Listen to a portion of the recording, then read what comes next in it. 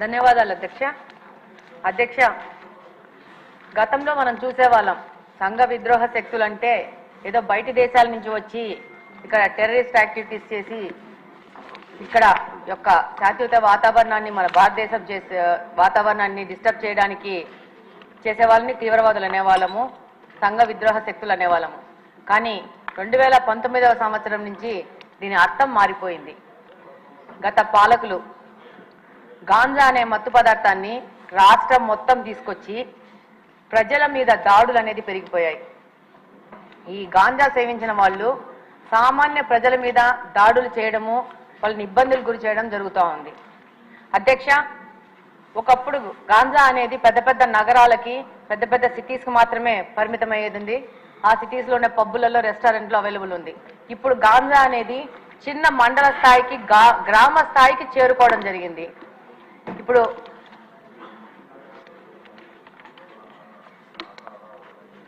ఈరోజు మామూలుగా తిరుగుతూ ఉంటే ఈ గాంజా ఇంత ఎక్కువైపోయింది ఏమని మాట్లాడుతుంటే స్టూడెంట్స్ అడుగుతూ ఉన్నారు, మాకు గాంజా ఎక్కడ దొరుకుతుందో తెలిసినప్పుడు దీన్ని కట్టడి చేయాల్సిన పోలీసులకు తెలియదు అది ఎక్కడ దొరుకుతుందో అని చెప్పేసి.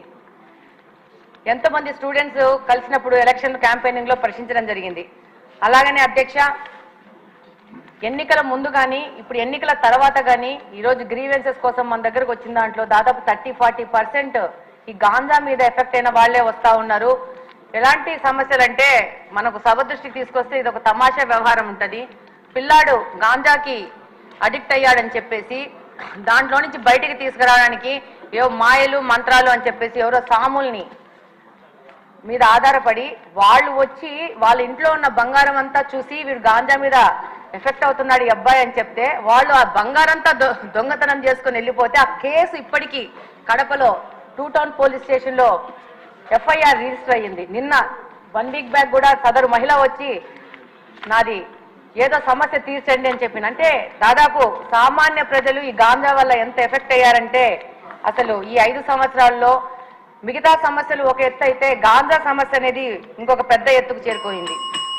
అలాగనే అధ్యక్ష, ఈ గాంజా సేవించిన వాళ్ళు సామాన్య ప్రజల మీద షార్ప్ ఆబ్జెక్ట్స్, ఇందాక హోమ్ మినిస్టర్ గారు అన్నట్టు బ్లేడ్ బ్యాచ్ అంటారు, వాళ్ళు అది బ్లేడో షార్ప్ ఆబ్జెక్టో చిన్న నైఫ్ లో తెలియదు కానీ ఆ గాంజా మత్తులో వాళ్ళకు అంతకు ముందు వాళ్ళతో ఏదైనా గొడవలు జరిగినా కానీ ఏమి జరిగినా కానీ ఏ విధమైన ప్రొవొకేషన్ లేకున్నా కూడా వాళ్ళని అటాక్ చేయడము, వాళ్ళ మీద దాడులు చేయడము, దాదాపు వాళ్ళకి ప్రాణం మీద ప్రమాదం వచ్చే లాగా దాడులు చేస్తా ఉన్నారు. రంజాన్ మాసంలో కడప నియోజకవర్గంలో ఒక మసీదు నుంచి రాత్రి 11 గంటలకి నమాజు చేసుకొని బయటికి వస్తుంటే వచ్చిన పిల్లోని అసలు without any notice sharp object తీసుకొని కొయ్యడం జరిగింది. అబ్బాయికి దాదాపు రిప్స్ లో దాదాపు 3-4 ఇంచెస్ లోపలికి వెళ్ళి హైదరాబాద్ అపోలోకి తీసుకొచ్చి దాదాపు 20 రోజులు పెట్టి దాదాపు 5-6 లక్షలు ఖర్చు అయిందని కూడా చెప్పారు. చెప్తున్నాను. అయితే దాని మీద పోలీసు వాళ్ళకి దగ్గరికి వెళ్తే చాలా నామినల్ దొమ్మి కేసు, చిన్న 2 మనుషులు కొట్టుకుంటే జరిగిన గొడవలాగా కేసు రిజిస్టర్ చేశారు. అది గత ప్రభుత్వం వైసీపీ ప్రభుత్వ హయాంలో జరిగింది.